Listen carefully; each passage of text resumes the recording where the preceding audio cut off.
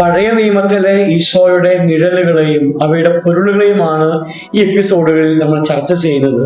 ഈ എപ്പിസോഡിൽ നമ്മൾ കാണുന്നത് പിച്ചള സർപ്പത്തെ കുറിച്ചാണ്. തന്റെ നിഴലായി പുതിയ നിയമത്തിൽ ഈശോ സാക്ഷ്യപ്പെടുത്തിയ പഴയ നിയമത്തിലെ ഒരു അടയാളമാണ് പിച്ചള സർപ്പം.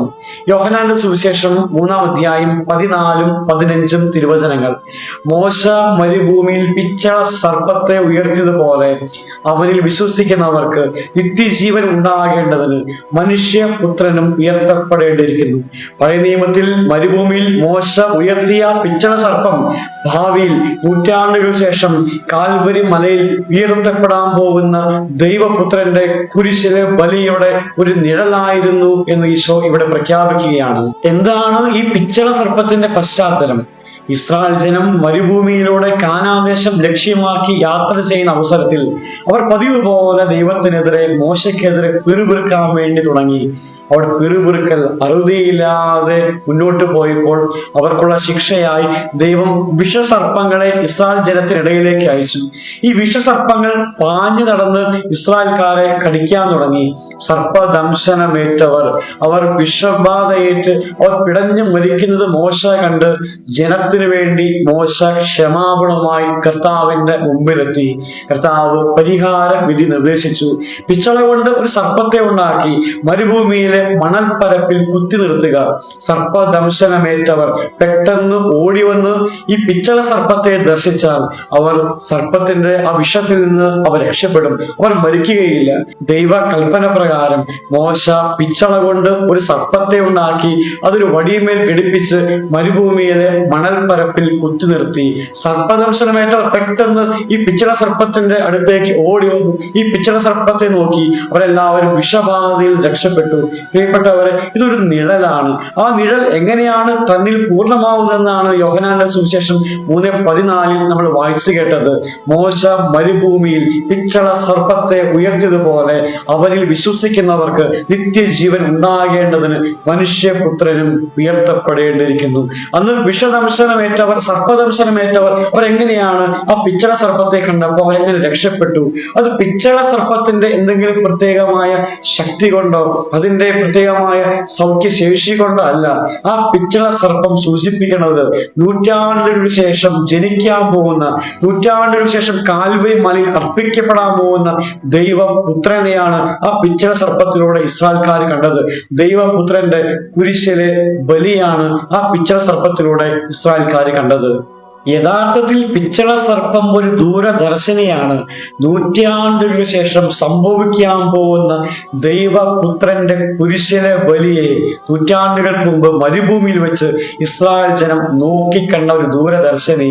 ഒരു മരക്കുരിശിന്റെ ഒരു ഏകദേശ രൂപത്തിൽ ഉണ്ടാക്കിയ ഒരു മരക്കഷണത്തിൽ ഈ പിച്ചള സർപ്പത്തെ ഘടിപ്പിച്ചുകൊണ്ട് മോശ പ്രവചിക്കുന്ന ഒരു കാര്യമുണ്ട്. നൂറ്റാണ്ടുകൾക്ക് ശേഷം ദൈവപുത്രൻ കുരിശിൽ പാപപരിഹാര ബലിയർപ്പിക്കും. ആ പാപപരിഹാര ബലിയിൽ പിശാചും അവന്റെ എല്ലാ സാമ്രാജ്യവും തകർന്ന് തരിപ്പണമായിട്ട് തീരും. ഉൽപ്പത്തി മുതൽ അവസാന ഗ്രന്ഥമായ വെളിപാട് വരെ സർപ്പം ഒരേ ഒരാളെ സൂചിപ്പിക്കുന്നു. അത് പിശാചിനെയാണ്, അവന്റെ സാമ്രാജ്യത്തെയും അവന്റെ തന്ത്രങ്ങളെയുമാണ്. യഥാർത്ഥത്തിൽ ആ മരക്കഷ്ണത്തിൽ ഈ പിച്ചള സർപ്പത്തെ ഘടിപ്പിച്ചുകൊണ്ട് മോശ പറയുന്ന കാര്യം, ഇതുപോലെ ഒരു മരക്കുരിശിൽ ദൈവപുത്രൻ പിശാചിനെയും അവന്റെ എല്ലാ സാമ്രാജ്യങ്ങളെയും തകർത്ത് തരിപ്പണമാക്കുന്ന ഒരു സമയമുണ്ട്. ആ കുരിശിലെ ബലിയുടെ അഭിഷേകത്താൽ ഇപ്പോൾ സർപ്പത്തിന്റെ വിഷത്തിൽ നിന്ന് പോലെ പാപത്തിന്റെ വിഷത്തിൽ നിന്ന് ദൈവമക്കൾ മുഴുവനും സ്വാതന്ത്ര്യം പ്രാപിക്കും. സർപ്പത്തിന്റെ വിഷത്തിൽ നിന്ന് പോലെ പാപത്തിന്റെ വിഷത്തിൽ നിന്ന് ദൈവമക്കൾ സൗഖ്യം പ്രാപിക്കും. ഇതിനെപ്പറ്റിയാണ് വിശുദ്ധ പൗലോസ്ലീഹ കൊളോസ്യോസ്കാർക്കെഴുതിയ ലേഖനം 2-ാം അധ്യായം 15-ാമത്തെ വചനത്തിൽ ഇങ്ങനെ പറഞ്ഞത്: ആധിപത്യങ്ങളെയും അധികാരങ്ങളെയും അവൻ കുരിശിൽ നിരായുധമാക്കി, കുരിശിൽ അവയുടെ മേൽ വിജയമാഘോഷിച്ചുകൊണ്ട് അവൻ അവയെല്ലാം പരസ്യമായി അവഹേളന പാത്രങ്ങളാക്കി മാറ്റി. മരക്കുരിശിൽ കാൽവരിയിൽ കർത്താവ് നടത്താനിരുന്ന തിന്മയുടെ പരാജയമാണ് നൂറ്റാണ്ടുകൾക്ക് മുമ്പ് ആ ഒരു മരത്തിന്റെ കഷ്ണത്തിൽ പിച്ചള സർപ്പത്തെ ഘടിപ്പിച്ചുകൊണ്ട് മോശ പ്രവചിച്ചത്. എന്നാൽ നമ്മൾ ഇവിടെ ശ്രദ്ധിക്കേണ്ട കാര്യം, അടയാളങ്ങൾ എപ്പോഴും അടയാളങ്ങൾ തന്നെയാണ്. അടയാളങ്ങൾ എപ്പോഴും നിഴലുകൾ തന്നെയാണ്. വരാൻ പോകുന്ന യാഥാർത്ഥ്യത്തെ മുൻകൂട്ടി പ്രതിനിധീകരിക്കുന്ന നിഴൽ നിഴലുകൾ മാത്രമാണ് പഴയ നിയമത്തിലെ ഈശോയുടെ അടയാളങ്ങൾ.